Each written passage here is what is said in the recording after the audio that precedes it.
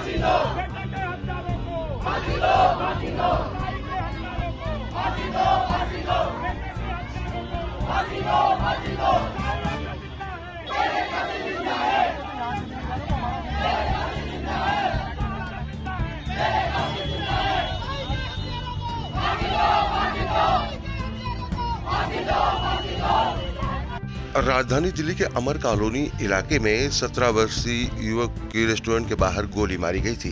इलाज के दौरान युवक की एम्स ट्रॉमा सेंटर के अंदर मौत हो गई। 17 वर्षीय नाबालिग की हत्या के लिए देखिए जिस तरीके से युवक की हत्या की गई, उसके बाद लोगों के अंदर रोष है और लोग देखिए सड़क पर बॉडी रखकर प्रोटेस्ट कर रहे हैं। भारी संख्या में जो महिलाएं हैं, पुरुष हैं, वो यहाँ पर पहुंचे हैं और बॉडी रखकर प्रोटेस्ट किया जा रहा है कि लोगों का कहना है कि हमारे बेटे को जब तक इंसाफ नहीं मिलेगा तब तक हम ये प्रोटेस्ट करते रहेंगे। आरोपियों को गिरफ्तार किया जाए और उनको फांसी की सजा दी जाए।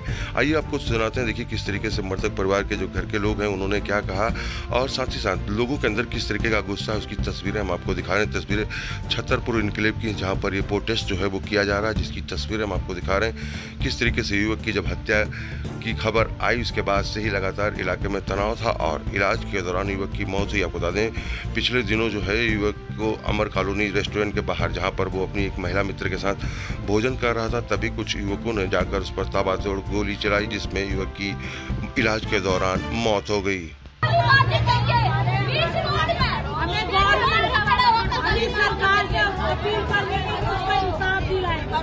जैसे हमारा बच्चा गया ऐसी उसको फांसी चढ़े। Justice Sai, justice Sai.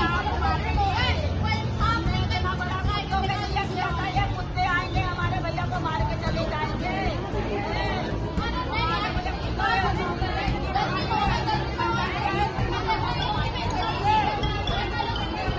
योगी की सरकार चाहिए, योगी की सरकार, योगी की सरकार चाहिए। जैसे यूपी में किया ना योगी ने, ऐसे ही दिल्ली में होना चाहिए, दिल्ली में होना चाहिए ऐसे ही। हम लोगों के हवाले ऐसे वो बाहर निकलेगा फिर किसी और को मारेगा। तो पानी यही है, बाहर निकल के मारना। पिछले साल खालका जी को मारा था उसने और अब फिर हमारे बच्चे को मारा, फिर निकल के किसी को मारेगा।